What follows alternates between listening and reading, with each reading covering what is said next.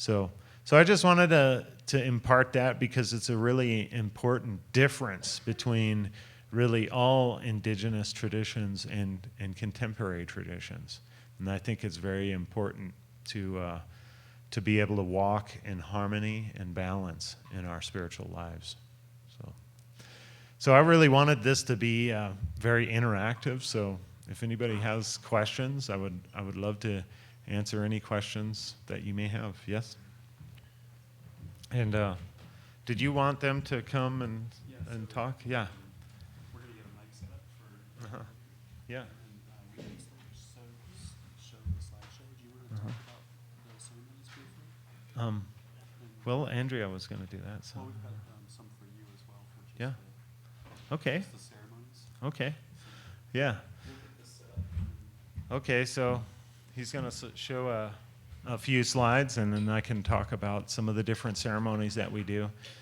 I know a lot of people get very excited about a Peyote ceremony. It's an incredibly powerful ceremony, but there are many different ceremonies that we do, and so we don't just emphasize the Peyote ceremonies, but rather all of them that we can. And these are also very important to preserve these ways in this time when people are becoming domesticated, and a lot of native traditions or indigenous traditions are getting watered down. So here we can see some people after a peyote ceremony. We can see the putting up the teepee. We take a lot of time to put up the teepee. Some people would opt just to do it in a room or something like that, but it's important that we follow these ancient traditions because there's reasons for that. And so here's the water drum and the staff and rattle. So this is after a ceremony, and there's an altar before the ceremony. So we do these Native American church ceremonies as a way to connect to the divine. So when we do a ceremony, of any of the ceremonies that we do, whether it's the sun dance, whether it's the peyote ceremony, the sweat lodge, Uwipi ceremony, this is a time for each person to connect directly to the very center of the universe. And so we try to teach people how to do that, how to really make that connection by focusing on the fire, by reaching out to the spirits. So this isn't a time for somebody to get up and talk on a podium and to tell you what to think, really. This is a time to have your mind open and receive the message that is trying to come to you through your subconscious mind. Now, scientists would be like, oh yeah, they just all went into a trance and got some kind of impression from their subconscious mind. Well, yeah, that's true, but remember the subconscious mind connects to the rest of the universe and to the collective mind and to the spirits. So here we're doing a wedding, and so that's always a great occasion. And yeah, this is the flower of the peyote plant, and that's actually 2 flowers. So, and this is the drum. We have a drum like that right there, and we'll be using a water drum tonight just for a short demonstration. So that's another after a ceremony. That was a kind of a big one. I think it was like 40 people at that one. Yeah, and that's my backyard. So if any of you want to come to the San Luis Valley, to Crestone, Colorado, then you're welcome to come. And I know we don't have good accommodations yet, but we will, especially with your support. If any of you are willing to donate or build at our building, then we'll one day get a foundation for these traditions. So it's very important that the native traditions have some kind of a foundation for all these different leaders and elders that are here, that they can be able to come and present their philosophy of their tradition. Now it's kind of ironic because where we're living is become a kind of a sanctuary for the world's traditions, and they've been given property, they've been given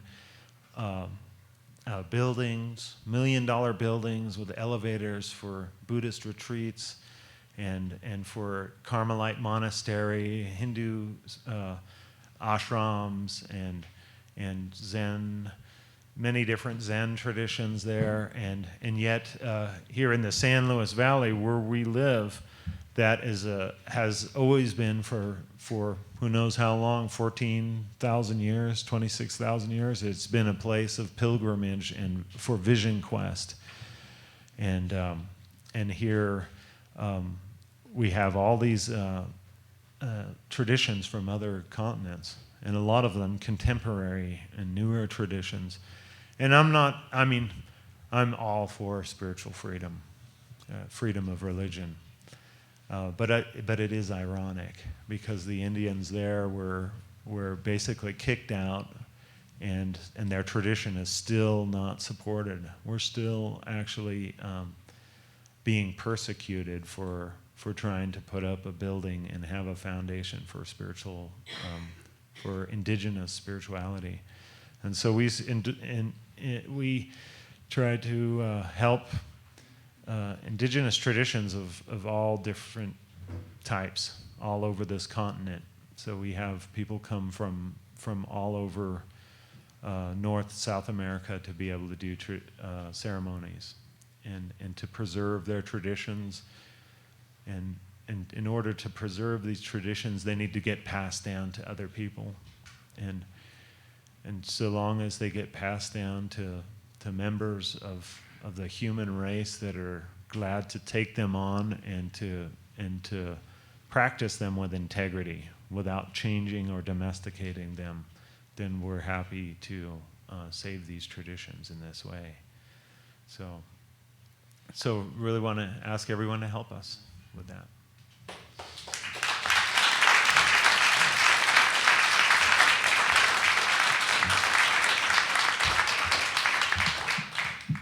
So there was a question over here, if you wanted to ask a question, or really want to encourage everyone to ask any questions, because I wasn't really able to cover everything there. Cool. Thanks, Chris, for your lecture today. So for me, science proves that religion exists. Uh-huh. Science is the evidence of religion, and so I take things really super technical and scientific in a spiritual way. And so when it comes to the species peyote and what you access as a medicine, we're talking about Luphophora williamsi texicana. And so I'm just curious if you've ever experimented or have any experience with some of the subderivative species of peyote, like if you've ever just sat once and tried just Luphophora williamsi jordania or fricki or diffusia or caspicosa.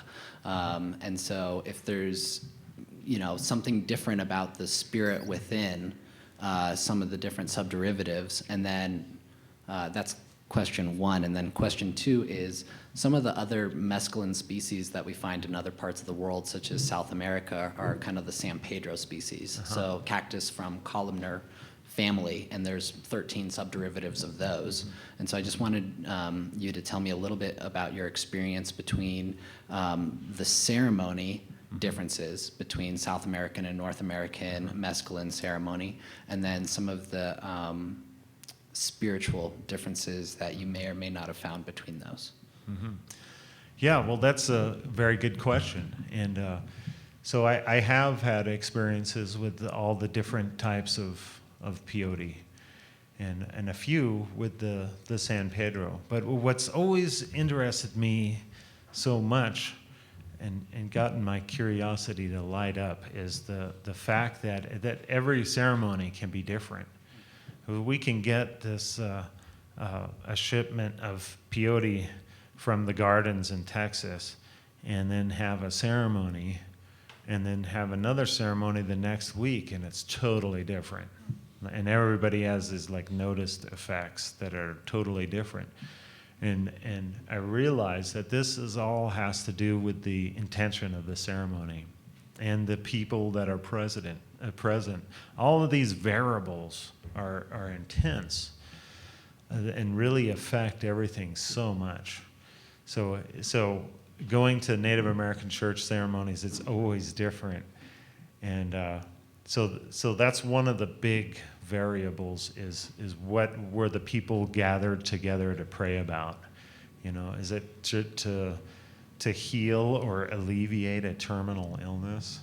I mean, a ceremonial like that is going to be intense, you know, regardless of the strength of the medicine. It's going to affect you in a certain way.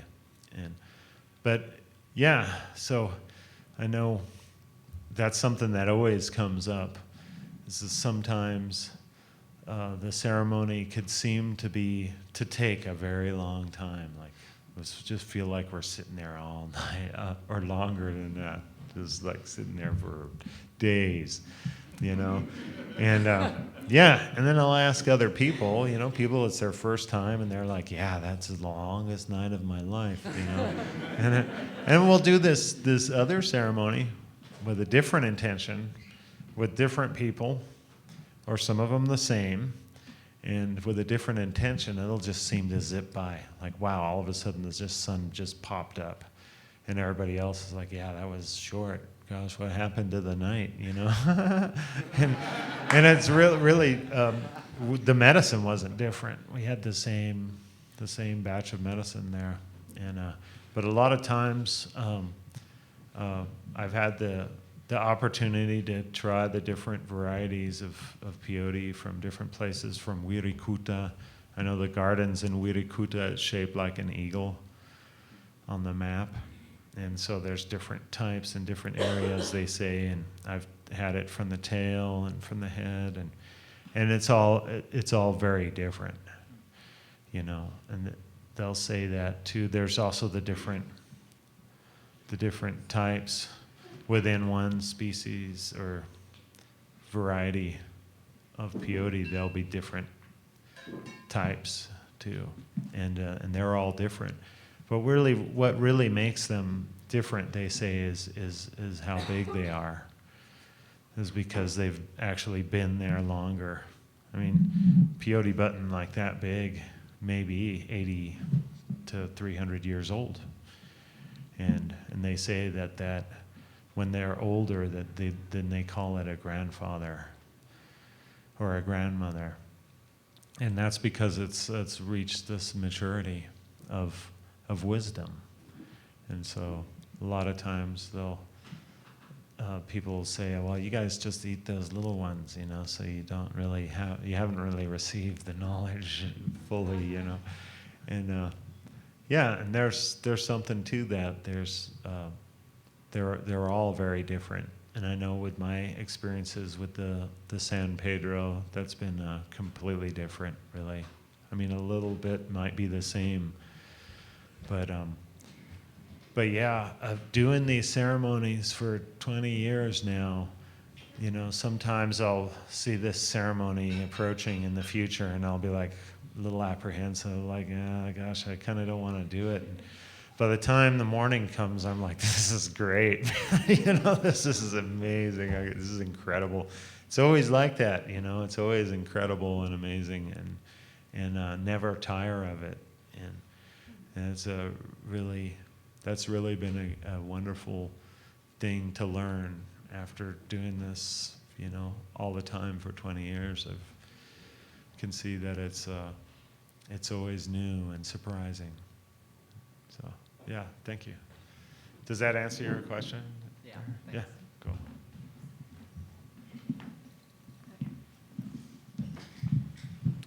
I have two questions for you. So one, what is the most profound experience that you've had in any of your ceremonies, or a profound experience, because I'm sure you have many?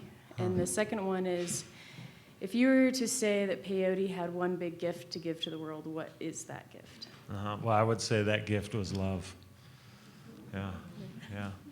Yeah, and I don't have to hesitate for that because it's the word peyote also means heart, and it also means caterpillar because it looks like the big green caterpillar when it's curled up, like it's hiding from the bird. It's actually pretending to be a peyote button, so the bird will be like, "Whoa, I don't know if I want to bite that right now." Yeah.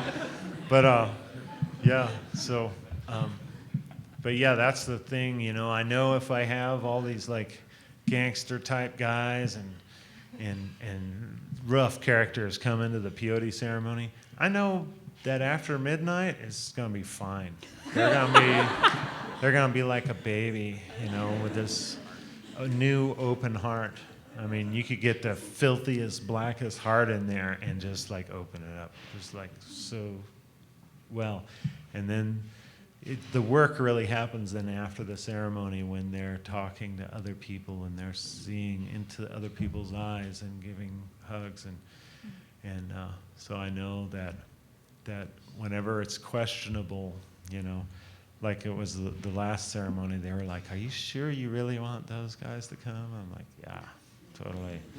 Yeah, I know what'll happen, you know." They're just gonna, yeah, love potion number 9 in action. But what was the other question? What was one of the most profound experiences that you've had? Yeah, gosh, I don't know. I don't really know what to say there because, I mean, I don't know if anybody here would believe me. But yeah, I would think back early on to some of my earliest experiences at a peyote ceremony. I just had to get back into the teepee after the ceremony where everybody was eating, and I just had to go back. And so I made my way back into the teepee, and there was a couple in there talking. The drummer and the lady were talking about their horses, and I just wanted to curl up and rest and pulled the blanket over me and covered myself with the blanket and closed my eyes, and I could still see the pattern of the blanket, and it was unnerving. I wanted to be able to close my eyes, you know, so I put my hand over my eyes, and you know, they were closed, but I could see the pattern of the blanket. And then I could see through the blanket, see the teepee, and then I could see through the teepee into the New Mexican desert. And it was really unnerving for me. But then I remember seeing an eye, a woman's eye looking at me. And then as I shifted my consciousness, I could see that there was this woman with her hands on me. And I could see her through the blanket and everything, and I turned up to look at her, and I said, "Who are you?" And she says, "I'm the whole universe. I'm the mother of the world." And I was like, "So how long have you been here?" Because she was, you know, I felt her put her hands on me, and whoever this is, they're saying she's the mother of the universe or whatever, and I'm like, "Okay, so how long have you been here?" She said, "I've been here your whole life." And whenever I've had any kind of difficulty, I think back to that moment to realize that for each one of us, we're this close to all that there is. Our mother is here, and yeah. So it's ironic sometimes we would go on a quest for spirituality when it's all right here, fully. Beautiful. Thank you. Oh. But yeah, there's been other experiences, but I would just say to come and experience it for yourself.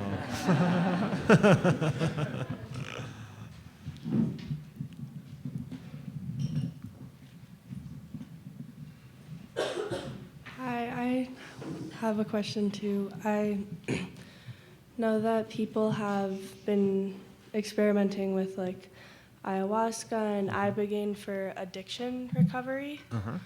And I was wondering if you've ever used peyote for like addicts or recovery, or Oh, yeah. how that, like, what kind of things you've seen happen to people with like substance abuse issues who find themselves like in a peyote ceremony, Oh yeah, or like have if you can treat it with the peyote. Yeah, I mean, I've seen it successful with all kinds of different substances. I know we had a guy come to a ceremony, and he called me up weeks later, and he says, "Hey, I wish you would have told me that I was going to stop smoking and drinking." You know, see, he did that, and it bugged him. You know, he. And I wish that it worked like that every time, you know, because then, you know, the world would be a much nicer place if it could just magically get rid of that.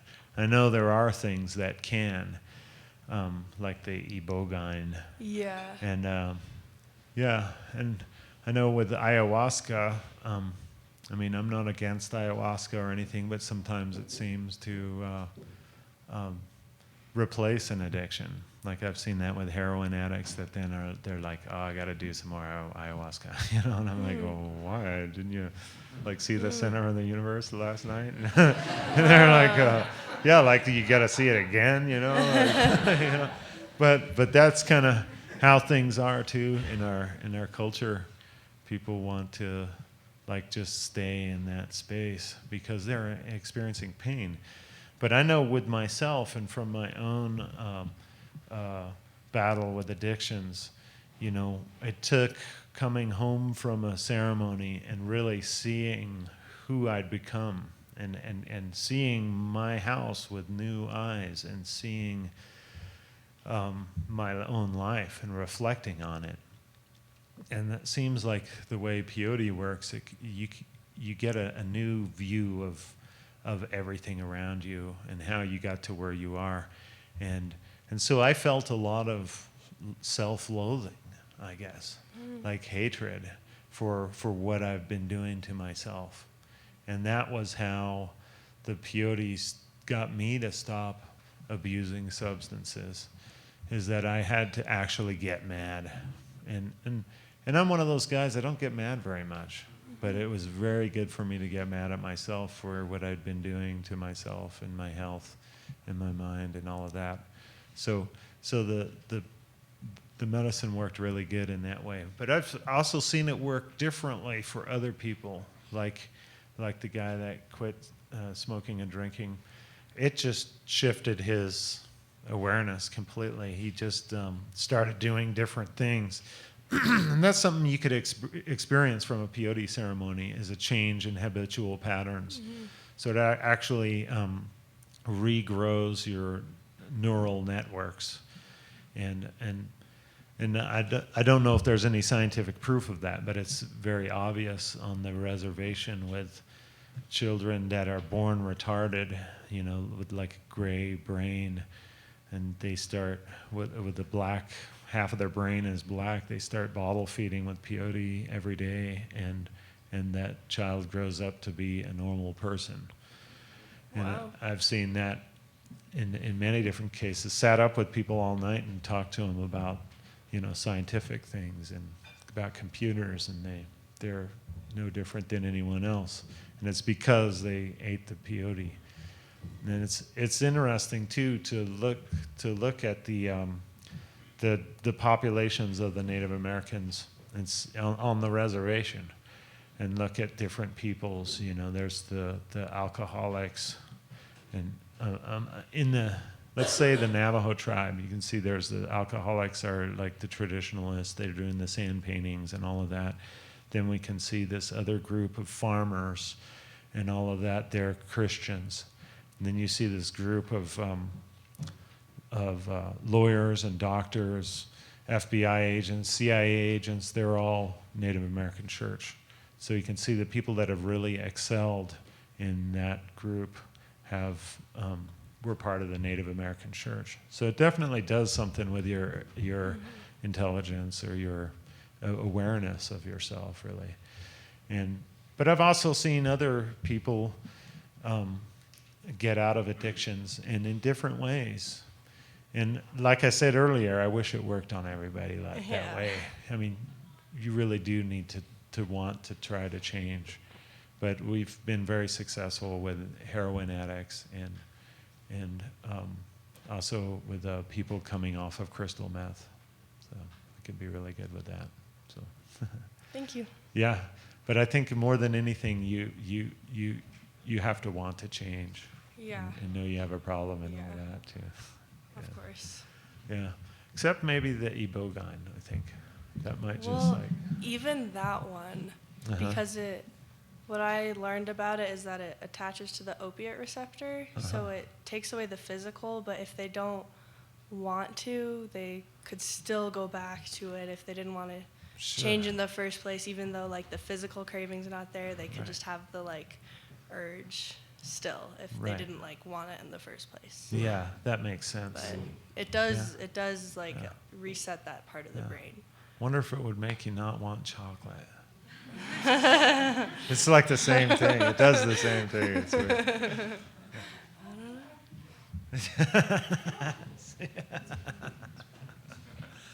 All right.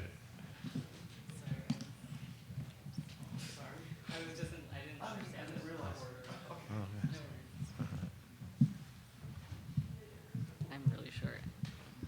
Hello. My name is Pinar. Yeah, I would have two questions. One question was, I was wondering if you could share about where your ancestral lineages come from, because I didn't hear that in the beginning, and it's important for me. And also, I'm also curious, as an indigenous person, native to where San Pedro and ayahuasca grow, if you could speak a little bit to something that I've noticed in doing like works in reclaiming darkness in like entheogenic experiences, is noticing when we talk about light and dark, like the pushing away of darkness in like the world, and like noticing the obvious, well, to me, like the parallel of like pushing away dark skin and like race and a lot of like classism and like colonization, essentially. So I was wondering if you can speak to how your experience has been as an indigenous person, which I'm assuming, if you can speak to how you work with remediating the trauma, the cultural trauma of colonization, because to me, colonization is an addiction.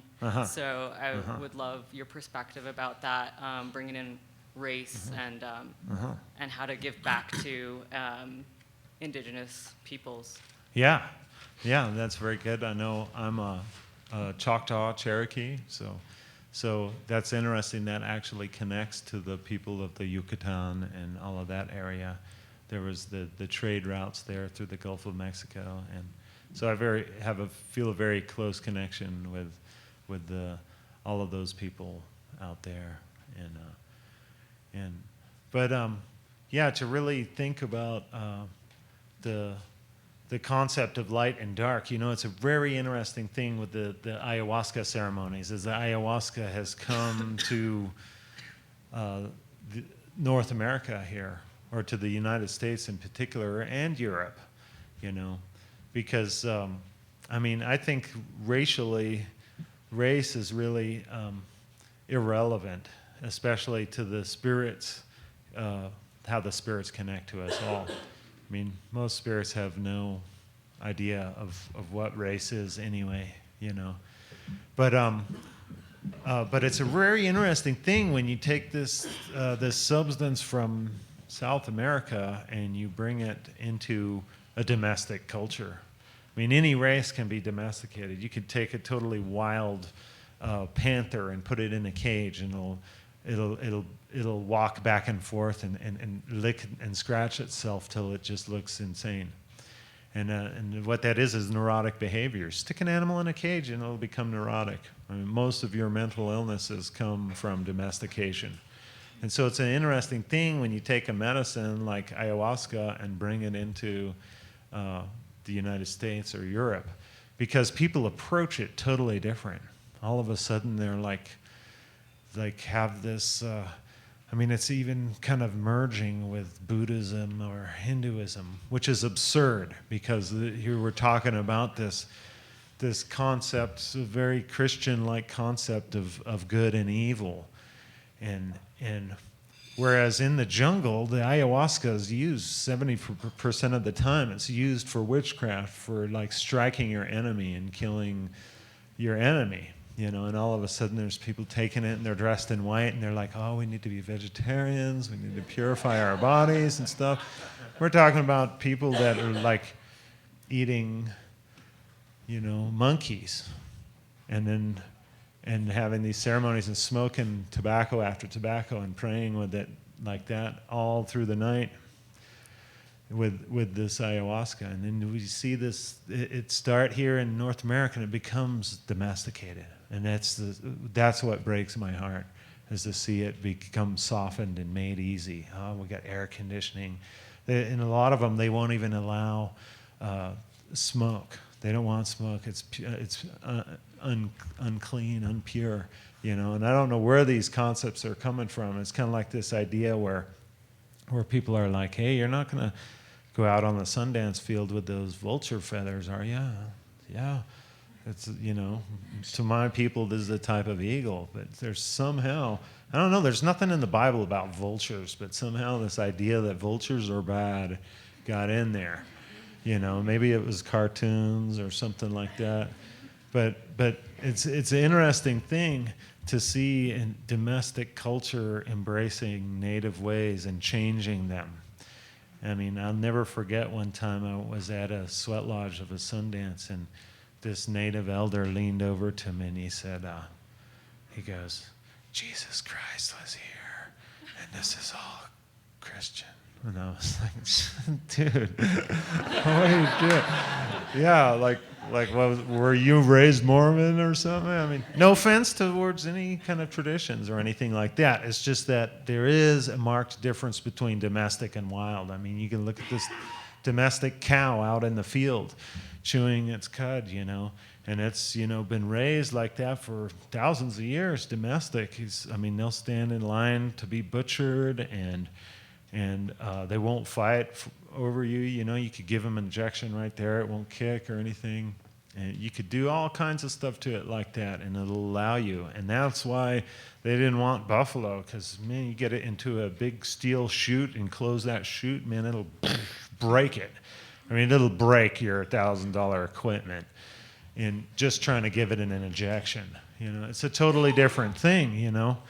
But with the cow facing its rear end towards the snow blowing on it, you know, and it'll stand there looking miserable. You look at the buffalo, they're like running and playing. They're like actually like having fun because it's snowing, you know.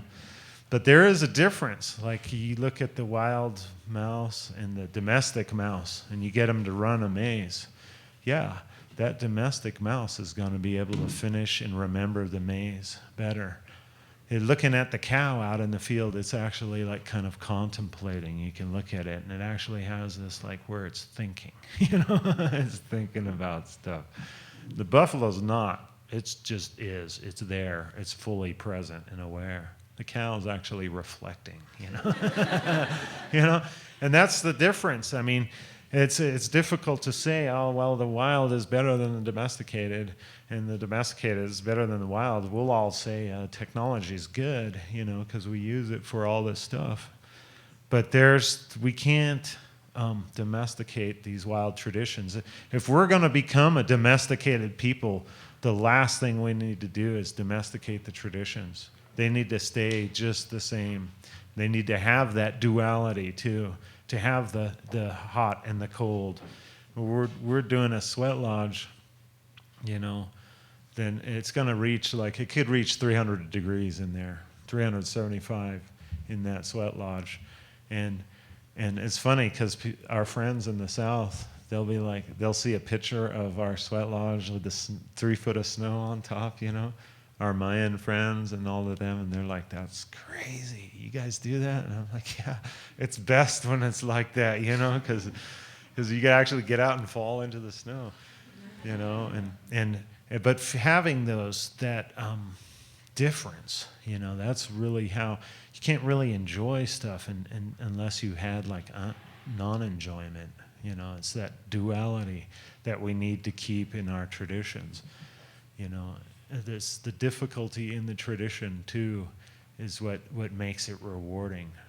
If the Sundance was just an easy old thing, we just get out there and dance, you got to eat and drink during dancing, and we just didn't pierce you like they used to in the old days, then yeah, I mean, there's people that do that, and they do it like weekend warriors, you know. They go back to their job and don't really absorb the lesson. And yeah, so yeah, it's real important to keep these ways wild, and to keep them indigenous too. I mean, what really broke my heart going to see the Maya people was to see, while we're doing a sweat lodge with people from Europe, here the Mayan people, they're doing the Catholic Church, bells are ringing, and then we got the Pentecostal church, those people are shouting and jumping around and playing the organ and singing cheesy songs. These are full-blood Mayas, you know, that used to like do intense ceremonies. And there are some that still do that, but it was difficult to see that. But it's the same here in the north. I mean, we got 1% of the Lakota reservation actually doing Lakota ceremonies. The rest of them are Catholic. And so it's just the same as the rest of our population. And my mission is to change that. And I want to change all world religions back to the original. I mean, can you imagine, like, I'm not against any kind of religion. You get a bunch of Christian people in a church, though, and it's like it's air conditioned. They're sitting on cozy chairs. You know, they're all dressed up nice, and they may have all kinds of things going on too. But you got to understand, man. Jesus lived in the desert. Like he didn't work a job and buy lunch at the corner store. You know, this is the guy like what was that guy? He ate locust and honey. You know. These guys would like use their pocket knife to like get scorpions and eat them, you know, while they were sleeping in the dirt, you know. And here you have people representing those traditions that are like totally domesticated, live in a clean home, you know. So yeah. I just wanted to respond to what you said. You were saying to keep traditions wild, and I guess I'm wondering, something that I notice, especially like especially in Boulder, is noticing people like participating in indigenous ceremonies and not giving back to those communities. So when I hear you say keeping traditions wild and indigenous, we have to give back because it's an ecological like principle, you know, reciprocity. Yeah, so. And it's especially in the peyote ceremony, because we actually have to buy this medicine through the United States government. So. And we keep the receipt and all of that sort of thing, and I wish it weren't like that, but that's when we really ask for money, but also you know, back in the day, if I was to sponsor a ceremony, well, someone would be like, yeah, I'll give you all of these horses and this rifle and this stack of blankets, you know, and so now it's kind of ironic. It's gotten to this point where they're like, no, if you're doing native ceremonies, you can't charge. And I understand that too. It's good, you know, because here we're talking about the very poorest part of America. It's so important to give back here, like on the reservations, someone doing a ceremony, geez, you give them a little bit, it's going to go a long way. But there is this whole thing where people are saying you can't charge. And I get that. It's good. Because there's people that are doing ceremonies and charging thousands of dollars a person. And then the people that would really benefit can't even get in there because they don't have $50, let alone 1,000. But for the peyote ceremonies, we do ask for money, but we don't charge anybody anything.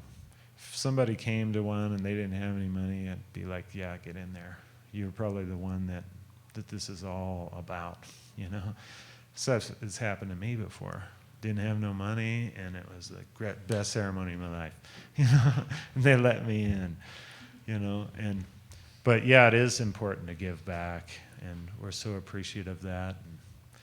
And if people don't have money, then for like the peyote ceremony, then we'll be like, yeah, whatever. But then a lot of people will work and help and build something in our building and help out in any way they can. And it's so nice to have that. But we're also all for saying, you know, if you're charging a lot of money to go into a sweat lodge, there's something wrong. But we also always ask for tobacco too. You'll notice Daniel handed me this when I walked up on the stage, and so that was like payment for this. So. And that's good. Thank you. So yeah, thank you. Any other questions?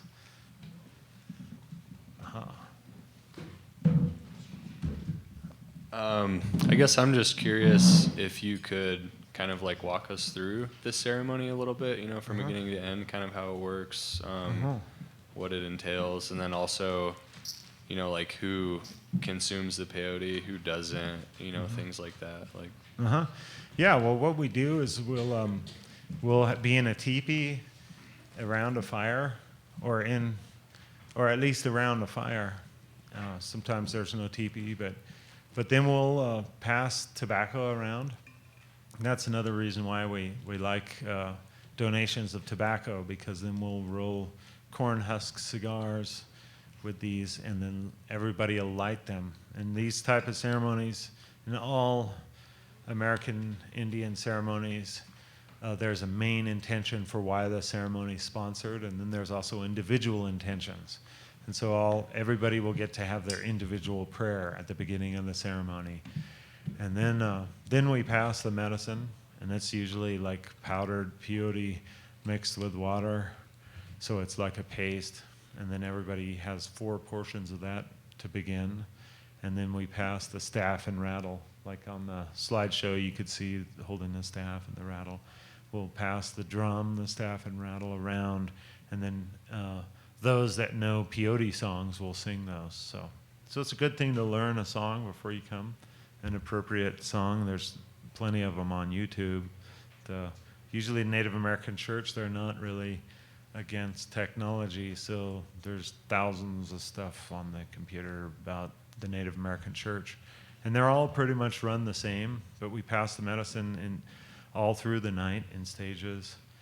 And there's many different denominations, so just like a lot of different churches, some of them will be more strict in areas, and some of them might be more like a Pentecostal. There's all different versions, so but they're all pretty much done the same, where they pass the medicine all through the night. And it's optional, too. There's people that come that just have the 4 portions in the beginning. And then there's people that eat us out of house and home. But so long as they're giving a donation, and then we would be able to pay for it and get more. So, yeah. So any other questions? I know you were one.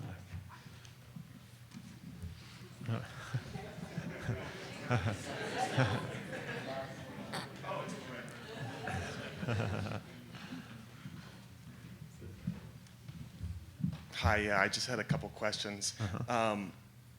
This is about ceremonies in general. I've heard the term holding the space. What is that, and why is that important?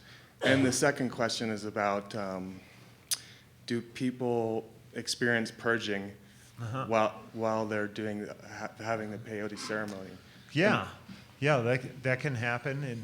And well, to answer your first question, holding space, that's really my job in the ceremony. Like everybody else is like in the space.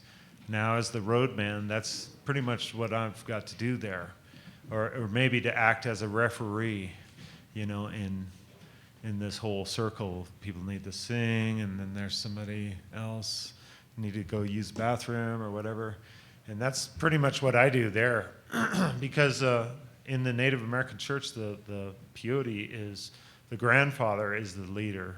He's running the show. That and the fire and the water and the altar set up and all that. So everybody is there with their own direct connection to the center of the universe, their own divinity. So I don't know who it was, but back in the 1890s, there was someone that said that in the Native American church that we're all priests and priestesses in that tradition.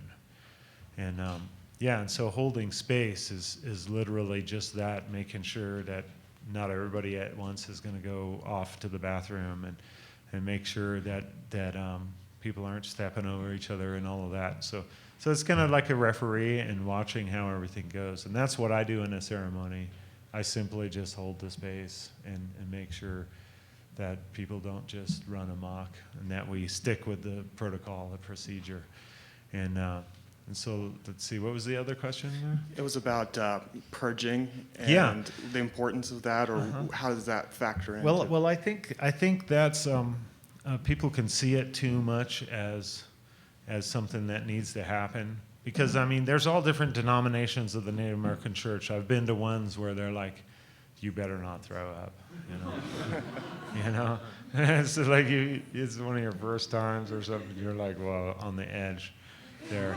And this is a group of people that are eating just as much medicine as this other denomination that are like, you better throw up. If you stop throwing up, then you're going to get stuck, and you know, you could have some kind of serious issue, and you need to let that flow.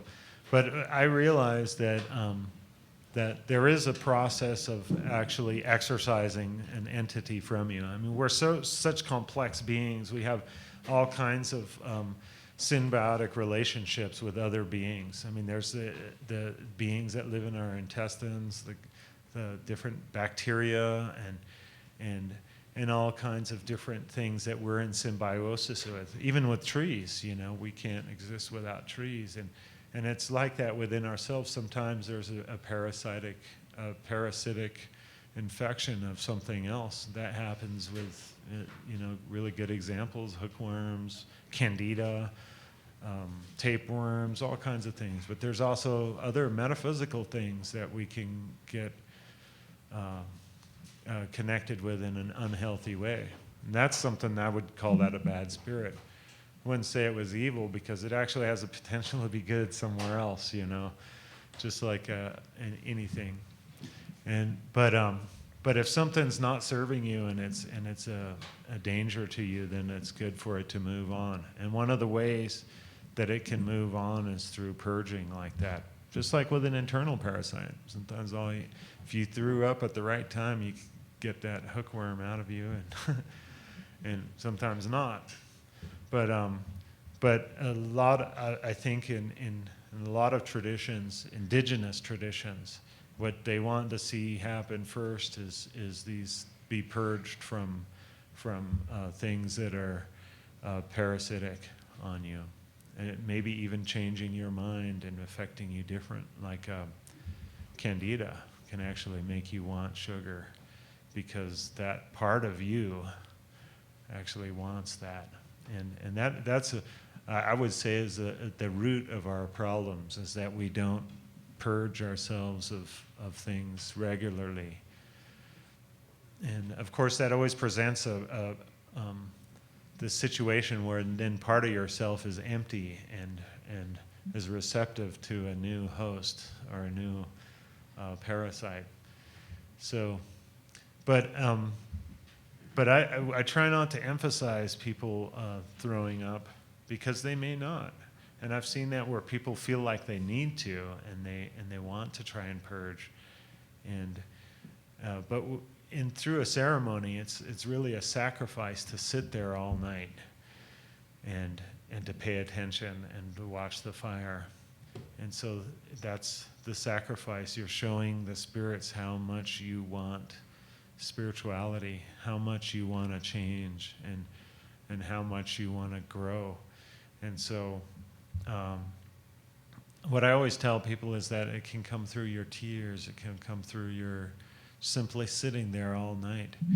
And because I know in some traditions it's like a focus is to purge in that way.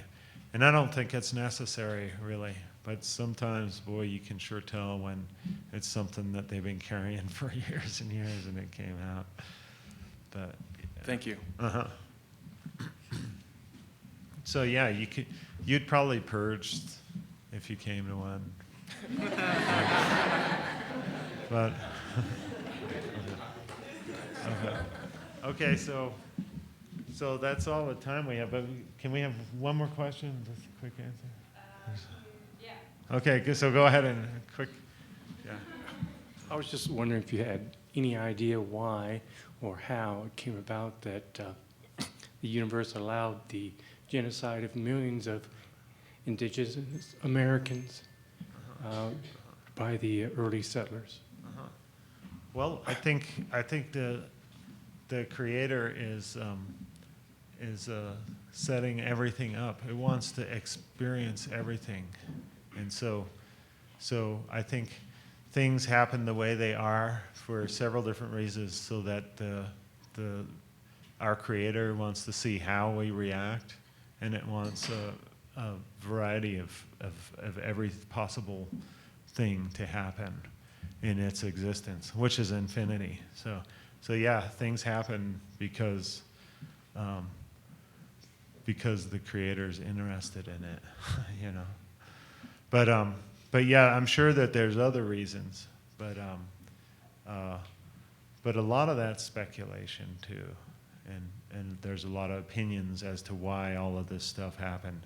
But what happened here between 1 and 400 years ago, or even now, is nothing new. This kind of madness has been going on for a very long time. So I hope. Okay. Yeah,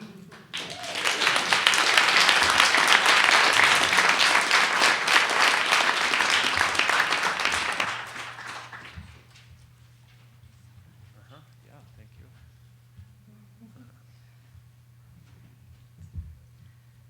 Thank you, Chris. I really can't give enough thanks. We really appreciate your wisdom that runs deep.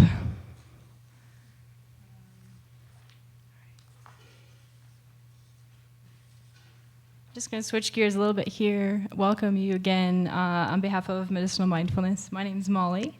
Thank you for being with us here today. Medicinal Mindfulness is a grassroots collective of people in the local Boulder community, exploring the potential for psychological and spiritual transformation through intentional altered states. We are a consciousness community participating in safe and legal conversations with intentional use of psychedelics and creative problem solving to bring healing to the world.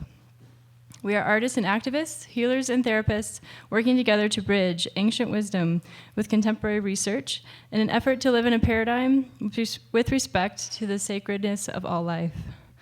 I want to give a lot of thanks to our volunteers who are here today. With their commitment to helping organize and plan and just be here to hold space with us, they make this all possible. So can we give a round of applause, please?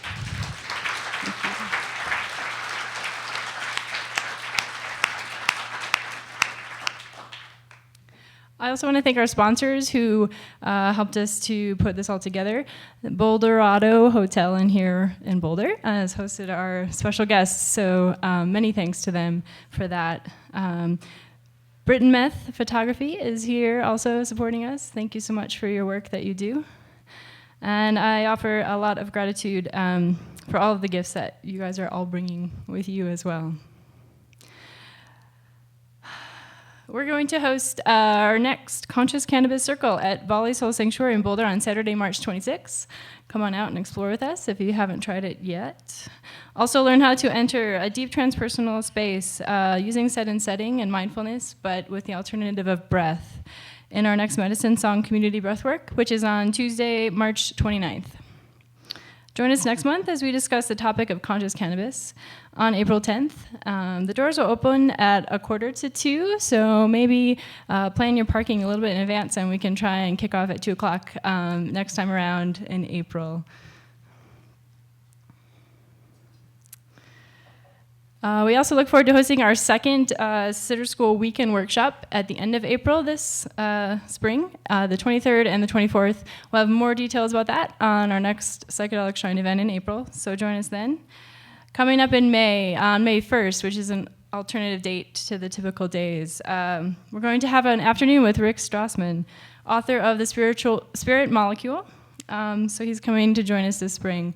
It'll be a very special day. All right. We mentioned a little bit about the Peyote ceremony that Chris and Andy are going to be hosting. It's going to be on May 14th and 15th. So there's a lot more information at the tables in the back, and we can provide you with some resources if you have interest in that. And any questions? I'd like to also honor our live visionary painter today, Ananda Linnea of Blissful Creations. Check out her stickers and prints, I think, that she brought with her today. Let's give her a round of applause for her work. Thank you.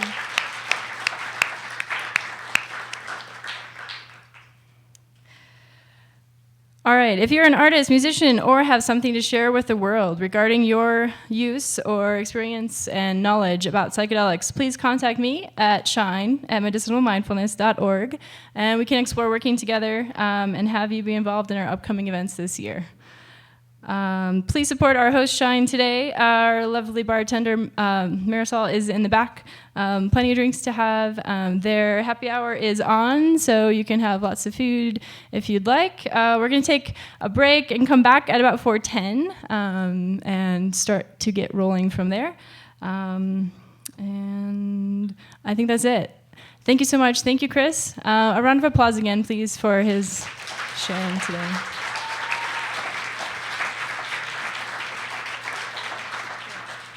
Enjoy.